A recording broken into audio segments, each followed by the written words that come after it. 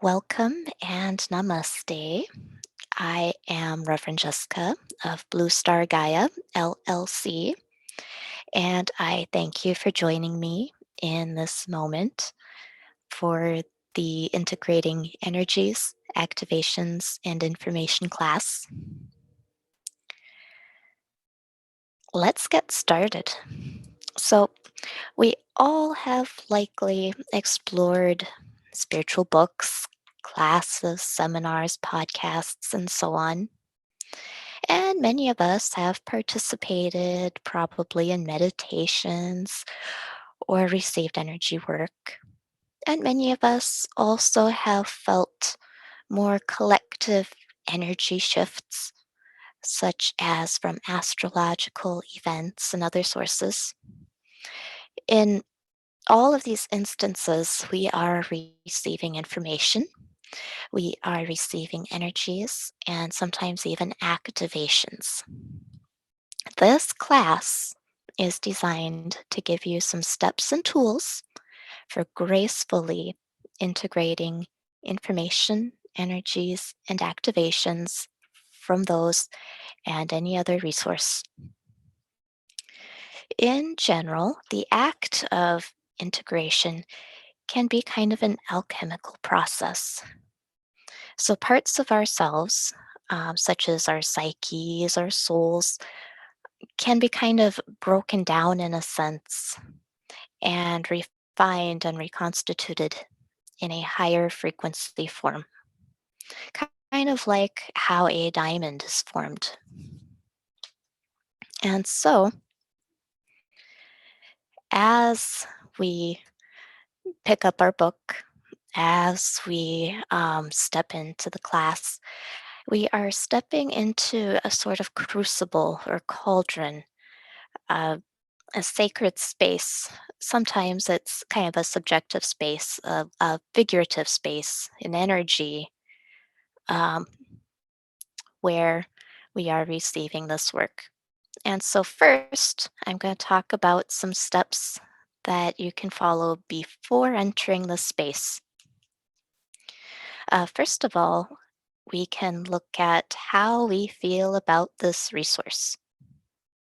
Does it align with you? Does it feel safe? Is it comfortable? Is it highly regarded by people you trust with good discernment? This is important to look at because our feelings going into these opportunities can sometimes increase our resistance towards integrating these energies, information, and activations. And so if you're, curious about a resource, but you're not quite sure if it's right, it's good to kind of pin down what's going on there. And so you can, ask your friends or spiritual teachers who you regard as having good discernment what their feelings are about this resource.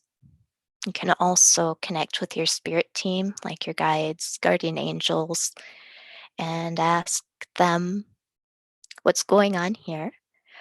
Perhaps there is some fear towards stepping into your power or self discovery, um, or perhaps it's in uneasiness about a particular teacher who's involved with it. Um, and it's also okay to recognize that not all resources are for all people. Sometimes people's energies clash, and sometimes personalities clash. Um, and sometimes also there can be a language barrier. Some people have communication styles that are easier for some people to know and understand than for others. And that's okay. There's a teacher for everyone. So, next, we look at intentions going into this. I believe it is good to set aside for this moment what we already know as that can contribute to resistance, which we will look into deeper further into this class. It is good to approach these with a beginner's mind, with a mindset to explore with fresh eyes from a place of curiosity and adventure. Um, as you are moving into these opportunities and exploring these resources, the integration is very much an act of surrender on our part. And so there are some things here to be mindful of as we kind of surrender and allow.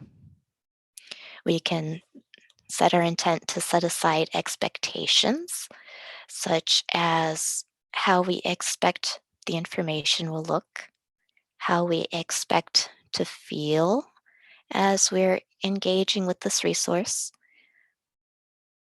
and how we expect that this will pan out or transform us. We can set our intentions to remember the information in ways we can know and understand. That's kind of a big one. It's also good to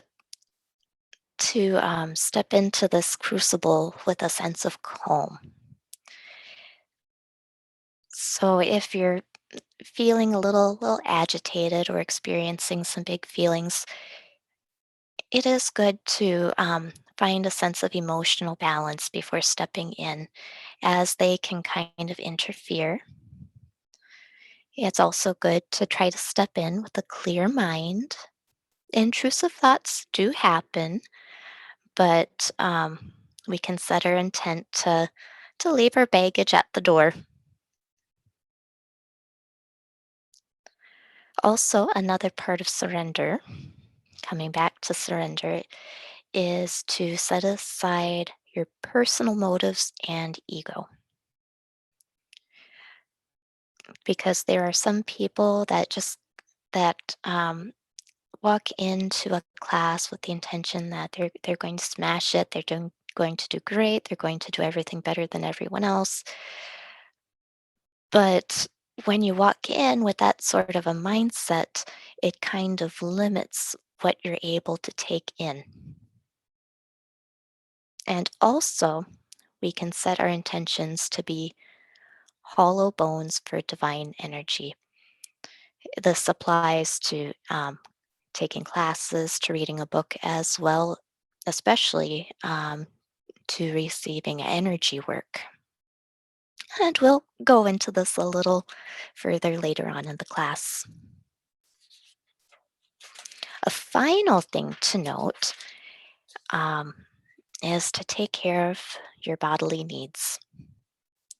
And so, perhaps for a few days at least, before starting your resource, it may be good to start um, being mindful of your diet, drink enough water,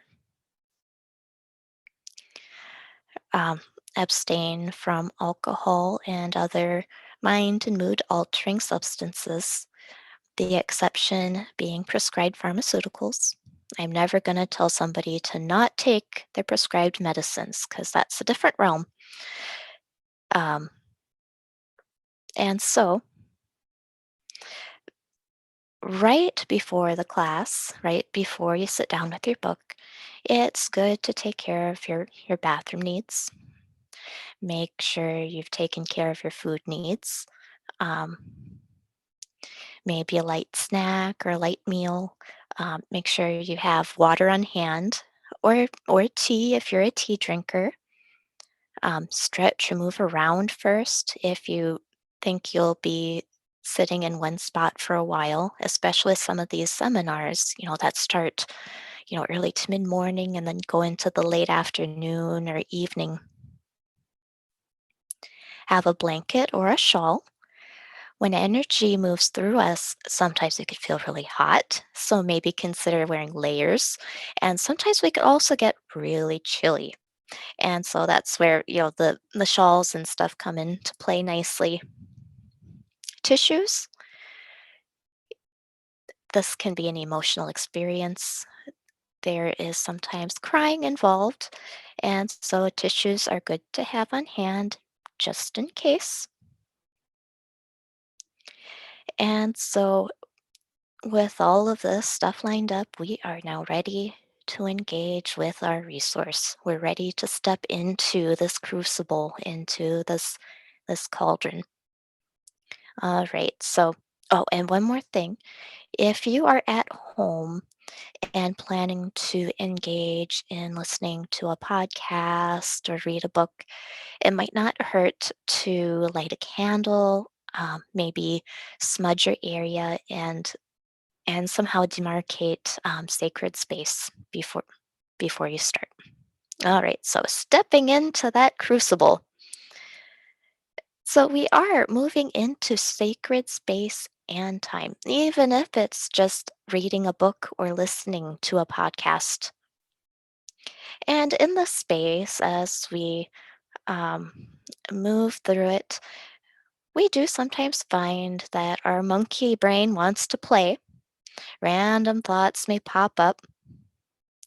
I learned a very useful tool that you can imagine yourself swiping them away like you would, something that comes up on your screen, on your phone, swipe it away, or imagine it has a little trash can or a little X and click it.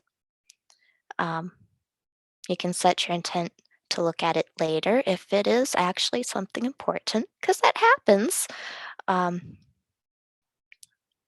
or if it's, just something kind of silly that you don't need, press the X, delete it, whatever, and then draw yourself back to this moment. Maybe take a big breath.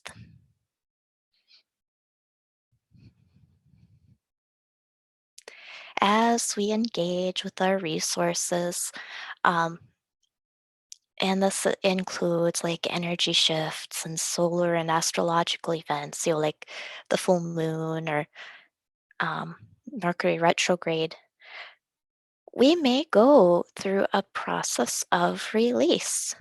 Um, Things do and can, come up for healing and recognition, and we can get emotional. And so, we may cry, and it's good to cry. Um, Sometimes release happens in the form of bathroom needs. And so it is good to allow yourself breaks, for the bathroom. Breathe. It's good to breathe through it, breathe and release. And sometimes, in some instances, people feel they also need to engage in creation. Sometimes when I listen to things online, I like to knit or crochet. And sometimes those energies kind of come into play of how my creation turns out and the energies it contains. Another tip, when possible, is to take things in small bites. In my notes, I spelled it as BYTES, like computer language. So one step at a time, one breath at a time, little by little. And so when you have control over the speed of which you're going through your resource, um, do things in chunks, like one chapter at a time, and then allow yourself to fully, process it and absorb it before moving on to the next. Or maybe one podcast at a time until you feel that you fully absorbed it, and then you can move on to the next. Sometimes when you try to cram it all into, a shorter amount of time, you miss things. And it's harder to digest this and integrate it. But it's definitely a matter of feeling your way through it. Um, Pay attention to how things are making sense to you. um, pay attention to the feeling of the energy as it's flowing in you and integrating. And then when that energy feels like it's tapering off, that's a sign that you've integrated it. And also during the integration process, we encounter a lot of signs and synchronicities. And so when these start tapering off, that can also be a sign that you're ready to move on to the next bit. Speaking of signs and synchronicities are outward physical expressions of our energetic states and processes.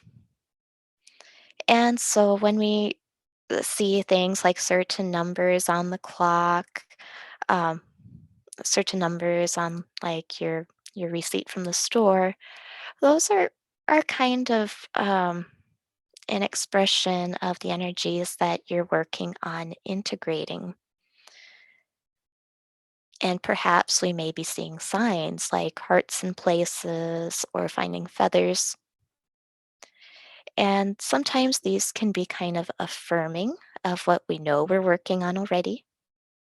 They're a way of saying, good job, keep the good work. But they can also give us more information on what exactly it is we are consciously or even not so consciously working on. Um, Sometimes when we are engaging with our various resources, such as a book, sure, there's the information that's in the words, but sometimes we're also working on it multidimensionally as well. It's not just a matter of processing the words on the page, but we're receiving an energy with it as well, an energy stream.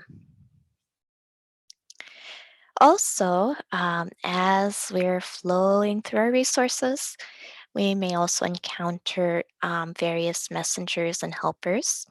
A lot of these are from our own spirit teams, such as our spirit guides, guardian angels, animals, and whatnot. And they're very present in this process and assist us. Sometimes they have a hand in adjusting our energies within our energy field and healing us in certain ways, and also serving to protect us, from outside energies and forces that do not serve our highest good in this moment. Um, they help facilitate the integration. And when we are really in tune with them, they can help to point out ways that we can personally relate to information or how it directly applies to us, which can be difficult to look at sometimes.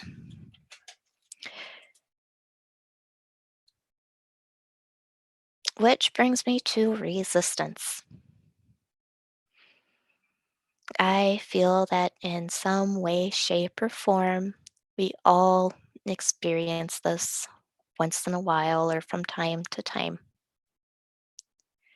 And resistance is when the information or the energies don't seem to be sinking in. They just keep getting blocked, or the activations just are not happening. They just seem to be getting blocked. And this blockage is from within. Um, Sometimes we are in that moment experiencing cognitive dissonance. And so um, that is kind of a discomfort at receiving information that doesn't harmonize with what we already believe or know. And so we may find ourselves thinking, that isn't true. That can't apply to me. That's not right or how I understand it. Whether or not it is a correct discernment, it can throw off our flow. And discernment does take practice. And there are going to be some teachers down the road who are going to say things that we can discern to not be 100% accurate. But still, we have ways to keep the flow going. And so when we are, experiencing this resistance, we shut down our channels to receive additional input. And this does not serve us when this is information we do truly need, or information we do truly need. Um, and so, to get back into the flow, we can look at some mindful self talk, such as recognizing that this does not resonate with me. We honor it. I set this aside to come back to later. Okay, so we don't have to have everything figured out right now. Or here's another one. This is not how I see it, but I honor this is how this other person experiences it. I, or just because I disagree with this point doesn't mean the upcoming information won't be worthwhile. And so perhaps another point they're going to make is actually going to resonate with us, and we want to keep that open channel to receive it. We can set our intent to hear this out with curiosity rather than judgment. I can make sense of this later. We don't have it all. We don't have to have it all figured out right now at this moment. And we can set our intent to surrender and flow. And when in doubt, we can ask our spirit team, what is the truth here? Sometimes the reason for our resistance isn't immediately apparent. Like I was just talking about, it was a matter of the information somehow not feeling in alignment. Okay, but there are other things that can come up too that are resistance as well.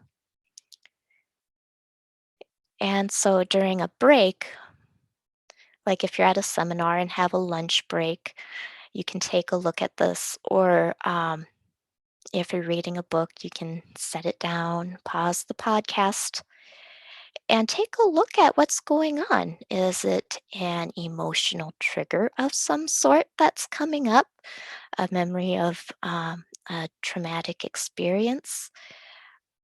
Are you feeling fear of some sort, such as a fear of change or of your own power, a fear of self discovery? Is it a matter of trust? So that would be a discernment thing. Or it could be a matter of avoiding uncertainty. So if you're in a meditation um, and you don't know where exactly this is going, there's that element of uncertainty. And so sometimes people can start digging in their heels. And then also, pain can come up and be a form of resistance, such as sometimes the information or energies coming through can strike a painful chord in us, emotionally, spiritually, or even physically. And sometimes also, when something is coming up to be released, it's hard for us to let go. And that resistance in letting go of it creates pain. And so, what to do in those situations? I like to acknowledge them and bless them. I feel that the Ho'oponopono prayer is a good resource for this, saying, "Thank you, I love you, I'm sorry." Um, and it's a way to kind of release it and let it go, acknowledging that maybe it had served a purpose at one time, but now it's time to be done with that. Breathing techniques are good, especially the big breaths and then releasing. And sometimes, in some cases, people might need a little bit of energetic support, such as through Reiki or healing touch, to help to release these things, to move that energy that's blocking the integration. But overall, whether it's during your exploration of this resource or after it's done, surrender is key to integrating and understanding and unfolding. Some people struggle with this. They just feel the need to be in control. Sometimes there's a trust issue, but sometimes even when they do discern that their resource is trustworthy and believe the energies that come through are to their highest good, it can still be challenging to kind of hand over the wheel to a different force. Some people um, have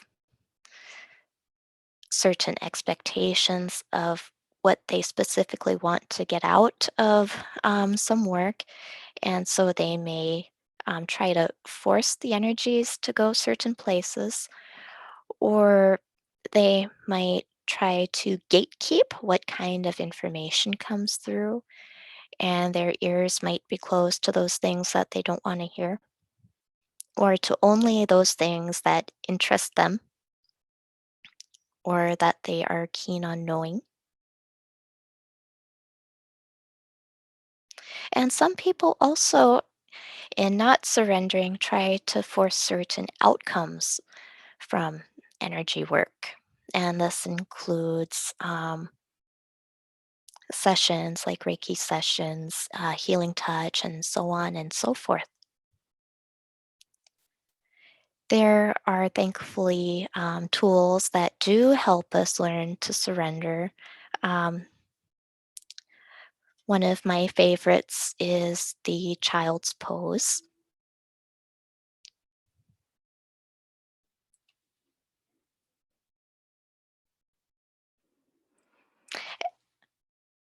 Sorry for that brief interruption. One of my favorites is a yoga pose called the child's pose. I feel that by moving our body in that position, it activates energies of surrender and allowing. I'm sure there are also many mudras. So that's things you can do with your fingers to facilitate surrender, as well as affirmations and prayers. One of my favorites um, goes like this: as the leaves fall from the trees and surrender to Gaia Earth, so do I surrender unto thee. And you can repeat it for as many times as you need to. I think I'll post this one on YouTube later. All right, so there's the prayers and affirmations to move into the energy of surrender, to allow. We can reassure ourselves that all is and will be well. We can remember we can't always know, what outcomes will serve our highest good, but trust that the divine does, and as we surrender, we allow it to be. And also, when we are receiving energies, we can relax, we can allow the chair or the ground to do their work by holding our bodies. We can allow our bodies to do its work through breath and and the heartbeat.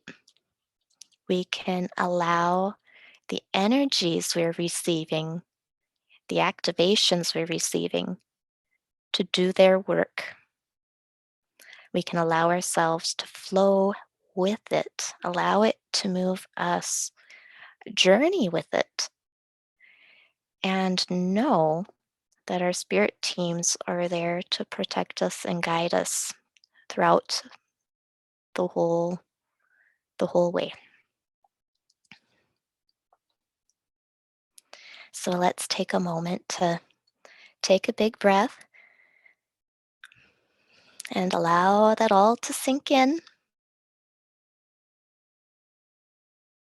little by little, small bites.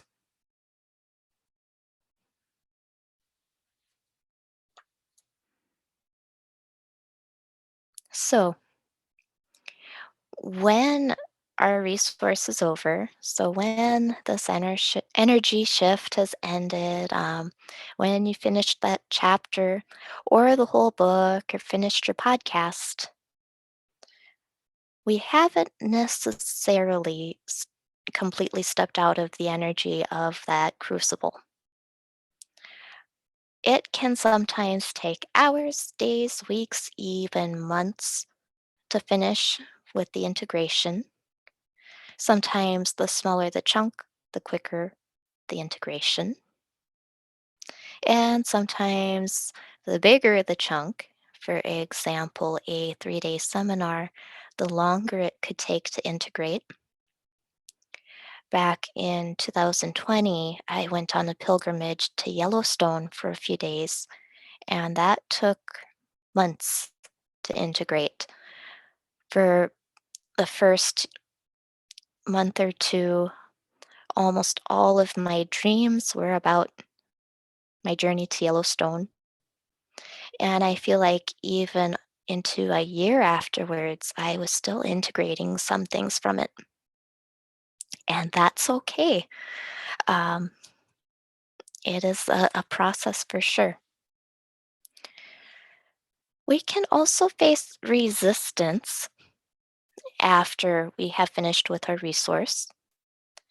And sometimes that resistance can be continued from the ones we experienced during our interaction with the resource. And sometimes we can face new areas as well where we're resisting as all of this information and energies are settling in and as the activations are unfolding. So don't beat yourself over it. It is a process of unfoldment. It is a process of going deeper. And sometimes we do hit roadblocks, but um, through surrender and various mindful practices, we can get through it. Um, so, a little bit later, I'm going to go through a few more tools to facilitate the integration process. This time is also sometimes a big time of release of those things that no longer serve us. They no longer serve our highest good. Sometimes these things can be from this lifetime past as well as past lives. Sometimes they can be generational things, ancestral things as well. But sometimes they're kind of, kicked up as this energy is coming through for release and for healing and recognition. We can experience some big feelings during this time. Um, so some people might come out of a really joyous seminar feeling good, and then a day or two later, they might feel kind of sad, perhaps cranky, um, and that's all okay. Um, cry it out if you need to. That's a form of release. When we're crying, we're releasing these big feelings. When I cry, what I do is I kind of wipe my tear and then I bless myself with it. It's holy water, it's salt water. You might find that you also need other forms of catharsis too, especially if you're feeling cranky, angry, and whatnot. For some people, this time of active integration and activation is a time of creation, and they may feel compelled to start new projects. They may find new areas of inspiration or new directions in life to pursue. It can feel like a rebirth for a lot of people, especially with those activations kicking in. And so during this time, enjoy the flow. Flow with it. Allow spirit to move you. Allow the energies and activations to move you. Act on it and follow through with it.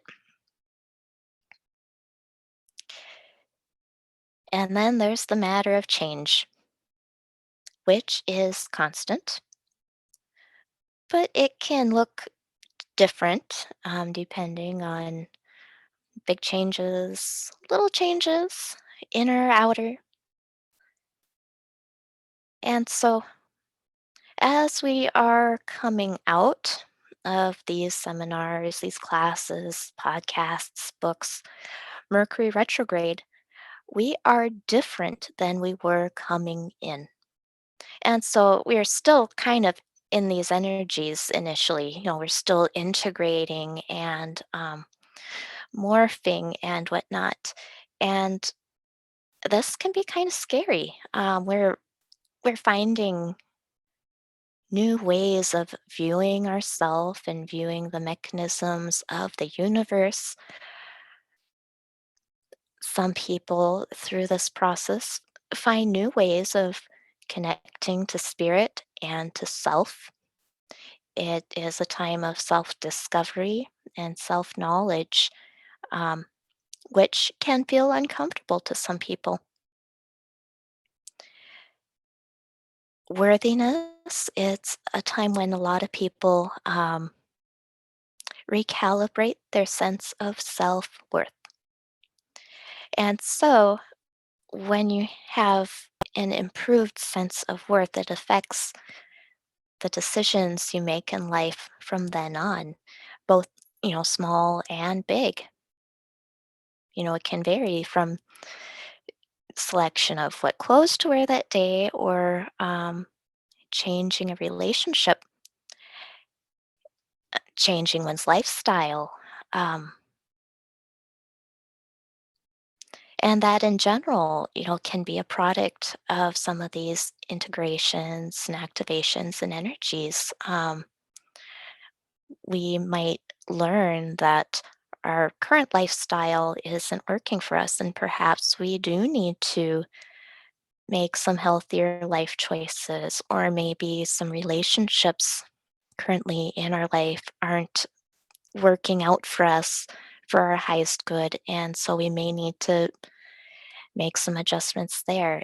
And some of these big changes can be really scary. It can feel like a battle between what is known and comfortable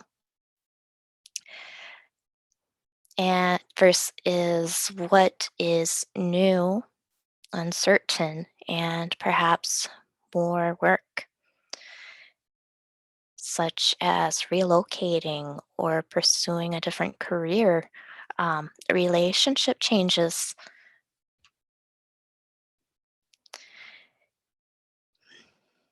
Let's take a moment to breathe.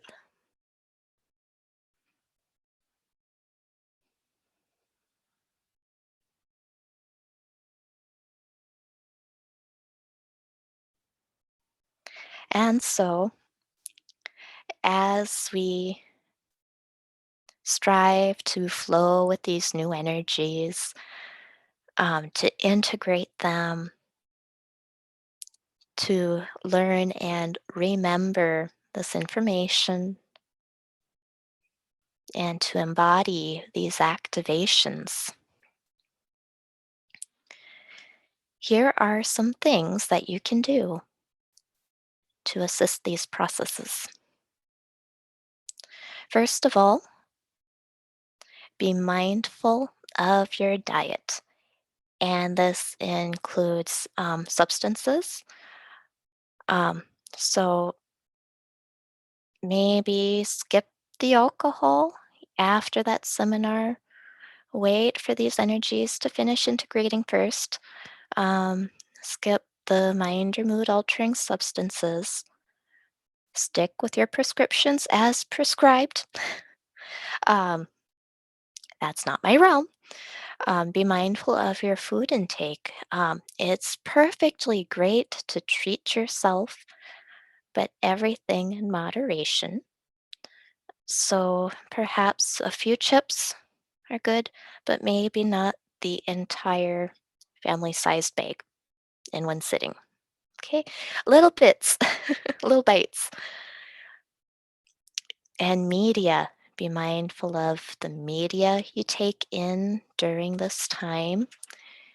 Keep it lighthearted, and keep it kind hearted. Some people during this time feel they might need more or stronger spiritual protection. That's fine, go with it. When we are well protected, we do not need to hold on to any worry of being in danger. But it's also good to recognize that as we evolve spiritually and become stronger, so to speak, we then do need stronger spiritual protection.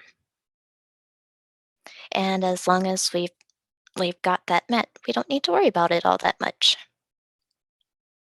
Another helpful tool in integrating these new things is meditation. And it doesn't have to be any specific meditation. You don't have to set your intent to download more energies or more information.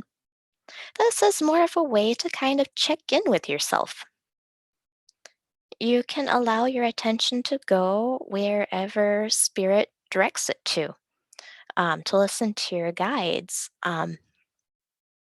to practice mindfulness, or in other words, non judgmental observation. Okay, so practice that with yourself, how you're feeling, where energy is going in your body, areas that may need a little attention, areas of resistance. So check into how you're feeling. Um, Look at how information and energies are resonating with you. Um, so if you just finished reading something in a book, look at how you're making sense of it, how it's applying in your life right now. Are you seeing signs and synchronicities? Um, if you think it could be a sign or it could be a synchronicity, trust that it is. Some people will will be quick to explain these things away, but if you think it could be a sign, could be a synchronicity, it is, even when there is a scientific explanation behind it. Um, People may find it is helpful to keep a journal, especially at this time, to look back on. Um, Find moments to just be. That is a big thing for me, and it also applies to the surrendering and allowing. Um, some people find that it helps to be in nature, just for the simple intent to enjoy it and take it in. Um, just as a sunbather might intend to soak in the rays, or a lizard, they bask in the sun. We can set our intent to just receive these energies, to bask in them, and do things just for the fun of it,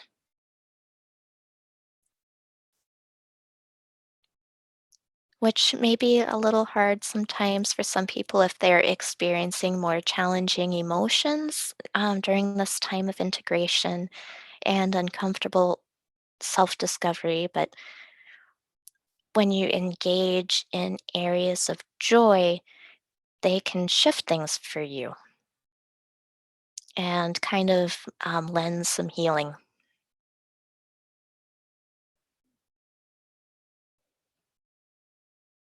Some people need help with grounding while they're integrating. Um, if you feel like you come out of a healing session, kind of like your head is still in the clouds, you've got that healing high um, coming out of the seminar, and you can hear the grass grow, it might be a sign that you could use some grounding. While it's all, fine and good to be up here, all those energies are still staying up here. And so in order for them to really integrate into this, physical body, it helps to be very much in touch and connected to the earth. There are several things that we can do to ground. We can carry certain stones and crystals. I highly recommend bronzite. Um, that was a lifesaver for me several years ago after a star gathering at the Hope Interfaith Center. I was having trouble grounding for weeks afterwards, and then I got the bronzite, and that was a great help. Um, Sheavlings are good, which are also connected to water, so they're emotionally balancing.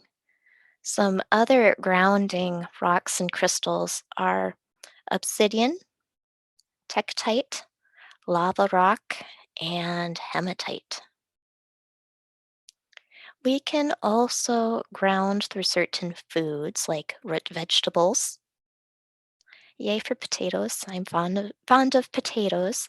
Coffee. So if you're looking for a reason for coffee, it is grounding for a lot of people. And chocolate. Another nice way to ground for some people is by walking around barefoot and being conscious of your bare feet on the floor, or even better, on bare earth.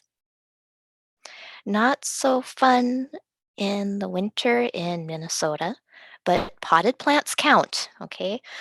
It doesn't hurt to stick your foot in a potted plant if that's what you've got to work with.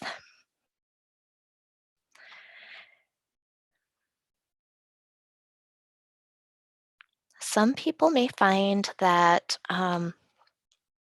they're hitting a lot of blocks, a bit of resistance, and um, the overall integration experience can be uncomfortable.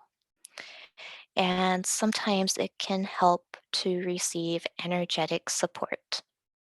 And so people can do this through self healings if they themselves are a healer, um, or they can see qualified practitioners and receive Reiki, healing touch, various other modalities to assist them in removing some of these blockages, helping them with release and assisting the energies itself in integrating with the person's being, really. And this can also help activations to more fully blossom as well.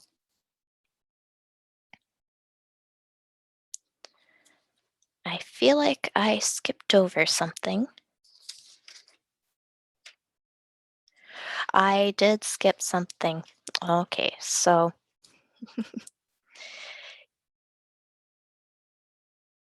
drink plenty of water.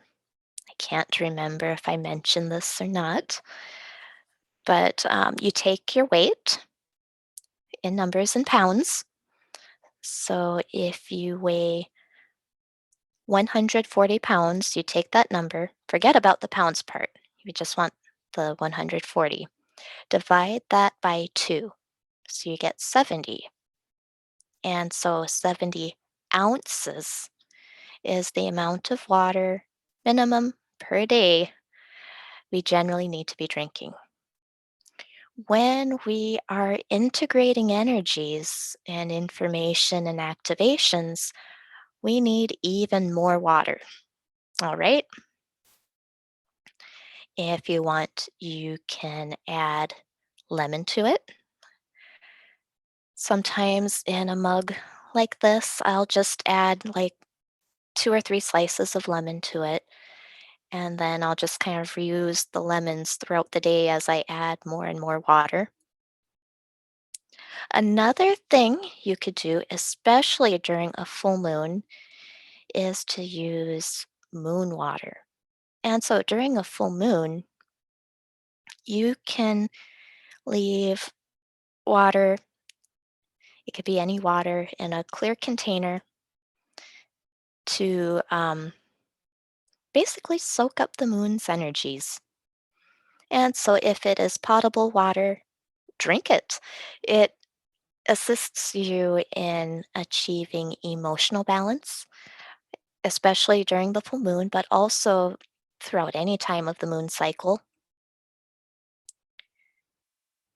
And it can be used in cooking and not just soups. One time I used it in a cake. That was fun. Um,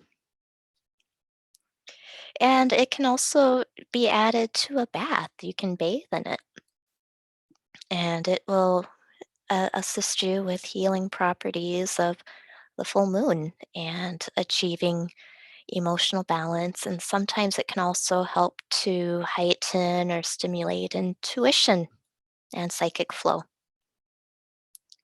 Okay, I know I did not mention getting extra sleep. Um, when I came back from the pilgrimage to Yellowstone, that was a huge thing for me. Um, so, in general, people need about 8 hours of sleep. When we are integrating, we often need even more sleep. And this doesn't just include naps, but it's like sound, good sleep.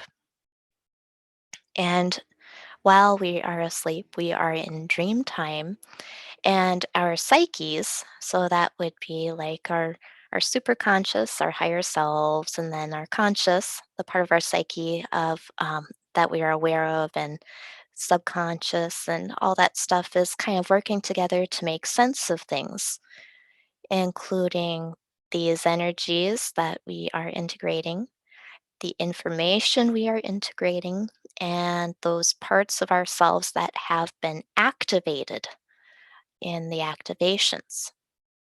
And so we do tons of work in our sleep. And so I was dreaming about Yellowstone for several weeks after I returned because I was still actively integrating everything.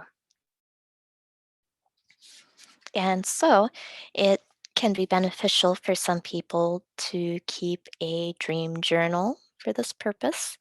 Make note of what's going on in your dreams and use a reliable guide and steps to figure out how to interpret them. All right. And so this part is last but not least is to be gentle with yourself.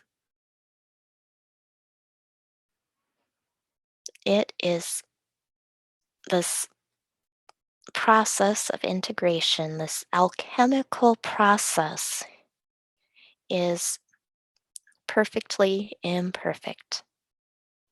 There are possibly going to be moments that are going to feel really rough for you. There may be moments where your self-worth drops, but you don't need to stay there. It's okay.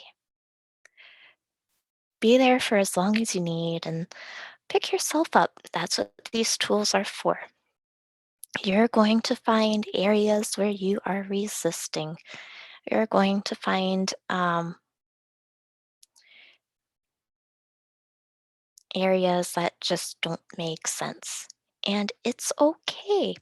It's okay if everything doesn't make sense right away in that moment. Maybe it'll make sense later. And maybe you'll find that, well, maybe it wasn't exactly true. That's where discernment and practice comes in. But know that, it's okay to wonder. It's normal. It's okay if life changes aren't instantaneous afterwards. A lot of resources out there, like classes and books, claim to be life transforming, and maybe they are very visibly life transforming for some people. Maybe for other people, it's more subtle. Um, Sometimes it's more inward than outward, and it's all okay. It's okay to need more time, more sleep, more energetic support to integrate. And it's also okay if you don't feel familiar with yourself afterwards while you're integrating and need to reacquaint yourself to yourself. Let's take a moment to take another deep breath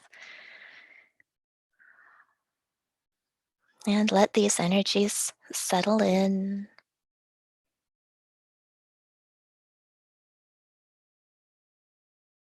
Let's take a moment to feel ourselves coming back into our bodies if we may be kind of, floating up here a bit and feel connected to the new earth again.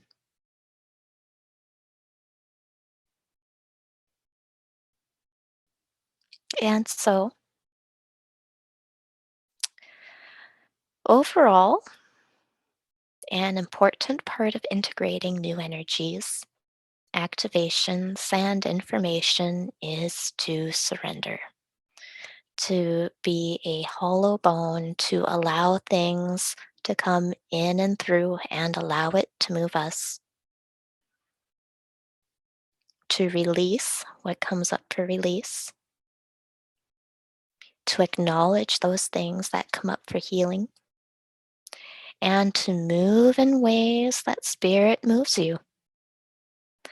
Your spirit team, so your guides, guardian angels, spirit animals, and so on, perhaps even ancestors, are very active in assisting you if you allow it. This process can be alchemical and can also be uncomfortable, and that's okay. Use your tools and take it step by step and breath by breath. I thank you all for joining me in this moment, whenever and wherever this moment is for you. I sincerely hope that this information assists you wherever you're at.